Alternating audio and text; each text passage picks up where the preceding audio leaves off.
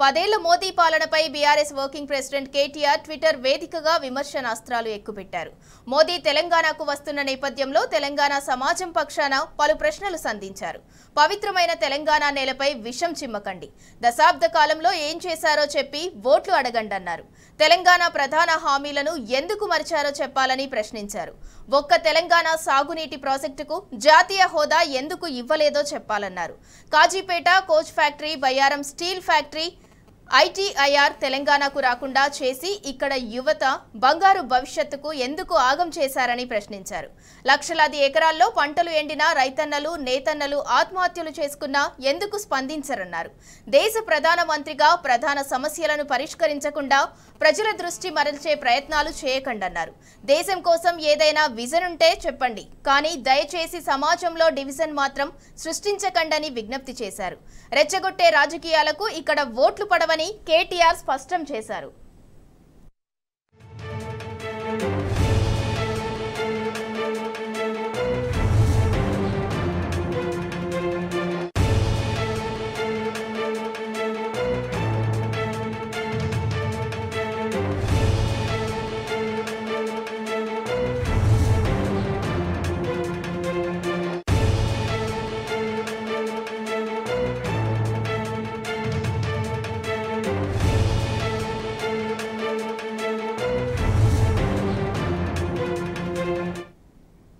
KTR tweet పై మరింత సమాచారం మా ప్రతినిధి లివిల్ రెడ్డి అందిస్తారు.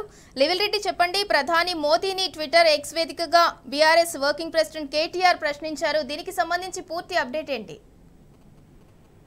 రాష్ట్రానికి మోడీ వస్తున్న నేపథ్యంలో తెలంగాణ సమాజం పక్షాన కొన్ని ప్రశ్నలు అడుగుతున్నారని చెప్పేసి BRS working president KTR Twitter వెనుక కొన్ని ప్రశ్నలు సంధించారు. ప్రియమైన నరేంద్ర మోడీ గారు, దయచేసి పవిత్రమైన ఈ నేలపై విషయం చిమ్మకండి, దశాబ్ద కాలంలో ఏం చేశారో విషయం చెప్పి ఓట్లు అడగండి అంటూ ట్విట్టర్ వేదిక అడిగారు. అంతేకాకుండా ప్రధానిగా 10 ఏళ్లు గడిచిన తెలంగాణ ప్రధాన హామీలను ఎందుకు వివరించారో చెప్పండి అంటూ కూడా ఈ సందర్భంగా ట్విట్టర్ వేదికగా కొన్ని ప్రశ్నలు సంధించారు. ఒక తెలంగాణ సాగునీటి ప్రాజెక్టుకు ఎందుకు జాతీయ హోదా ఇవ్వలేదో చెప్పండి, మా యువతకు ఉపాధినిచ్చే కాజీపేట కోచ్ ఫ్యాక్టరీని ఎందుకు పాతవేశారో చెప్పండి, మా ఎదుటి బిడ్డలకు బతుకుదేవునిచ్చే బయ్యారం స్టీల్ ఫ్యాక్టరీని ఎందుకు బొంద పెట్టారో చెప్పండి అంటూ కూడా వాళ్ళు క్వశ్చన్లు మోడీకి ఈ ట్విట్టర్ వేదికగా చెప్పారు. మా నవతరానికి కొండంత భరోసానిస్తే ఐటీఐఆర్ హైదరాబాద్ ప్రాజెక్టు ఎందుకు ఆగం చేశారో చెప్పినట్టు ఏదైతే విభజన హామీలో భాగంగా ఉన్న ఐటీఐఆర్ సంబంధించి కూడా ఈ ట్విట్టర్ వేదికగా మోడీ రాష్ట్రపతి నేపథ్యంలో ప్రశ్నించారు. తమ పిల్లల బంగారు భవిష్యత్తుపై ఆశలు పెట్టుకున్న లక్షలాది మంది తల్లిదండ్రుల ఆశయంపై ఎందుకు నిలుచెళ్లారో చెప్పండి అంటూ ఈ సందర్భంగా నిలదీశారు. తెలంగాణకు ఒక నవోదయ, ఒక మెడికల్ కాలేజ్, ఒక నర్సింగ్ కాలేజ్, ఒక ఐఐటి, ఒక ట్రిపుల్ ఐటీ, ఒక ఐఐఎం, ఒక ఐసర్, ఒక ఎన్ఐడి ఎందుకు ఇవ్వలేదో చెప్పండి మోడీ గారు అంటూ ఈ సందర్భంగా ప్రశ్నలు గుర్తించారు. సాగునీటి ప్రాజెక్టులను కేంద్రం గుర్తింపులో పెట్టుకుని మా రైతుపై ఎందుకు పెత్తనం చేస్తున్నారో అంటూ నిలదీశారు. లక్షలాది ఎకరాల్లో పంటలు ఎన్నినా 200కు పైగా రైతులు ఆత్మహత్య చేసుకున్న కాంగ్రెస్ సర్కారు పాపానికి నేతలు బలైపోతున్న తెలంగాణ వైపు ఎందుకు కన్నెత్తి చూడలేదో అంటూ ఈ సందర్భంగా మోడీని ప్రశ్నించారు. తెలంగాణపై జీఎస్టీ వేసి మగ్గానికి ఎందుకు మన్న శాసనం రాశారో చెప్పండి మోడీ గారు అంటూ సందర్భంగా చెప్పారు. తెలంగాణ కష్టపడి తీసుకున్న పరిశ్రమలు బీజేపీ పాలిత రాష్ట్రాలకు ఎందుకు తన్నుకుపోతున్నారో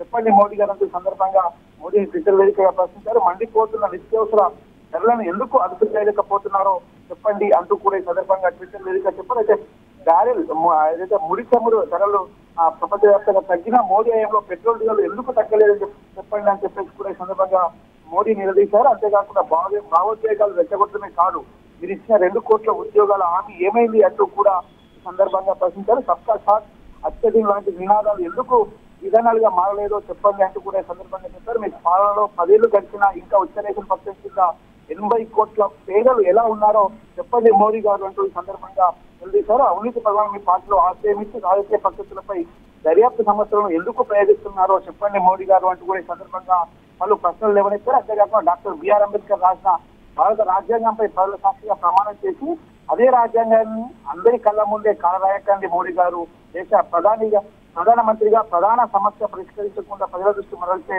ప్రయత్నాలు చేయకండి, దేశం కోసం ఏదైనా విధులు ఉంటే చెప్పండి, కానీ దయచేసి సమాజంలో డివిజన్ మాత్రం సృష్టించకండి. చివరిగా ఒక మనవి, రెచ్చగొట్టే రాజకీయాలు ఇక్కడ ఓట్లు పడవు. ఎందుకంటే ఈ తెలంగాణ గడ్డ ప్రజా చైతన్యానికి అడ్డ. జై తెలంగాణ జై భారత్ అంటూ కూడా ట్వీట్ చేశారు. అయితే ఏదైతే మోడీ తెలంగాణ రాష్ట్రానికి వచ్చిన నేపథ్యంలో పలు అంశాలను లేవనెత్తారు. ఉమ్మడి రాష్ట్ర విభజనకు సంబంధించిన హామీలు ఏవైతే హామీలతో పాటు తెలంగాణ రాష్ట్రానికి గత 10 ఏళ్లలో చేసిన అన్యాయాన్ని కూడా ఈ సందర్భంగా ప్రశ్నించారు. తెలంగాణ యువతకు ఏ విధంగా మోడీ కేంద్ర ప్రభుత్వం అన్యాయం చేసిందో అవన్నీ కూడా ఈ ట్విట్టర్ వేదికగా ప్రశ్నించారు. అంతేకాకుండా ఏదైతే వాళ్ళ దర్యాప్తు సంవత్సరం ఏ విధంగా దుర్యోగం చేస్తున్నదో అందులో చేరితే ఒక నీతి చేరకపోతే బీజేపీ పార్టీలో చేరకపోతే మరో నీతి ఏ విధంగా అవలంబిస్తున్నాం అన్నింటినీ కూడా ట్విట్టర్ వేదికగా ప్రశ్నించారు సింధూరా. థ్యాంక్ యూ లివిల్ రెడ్డి.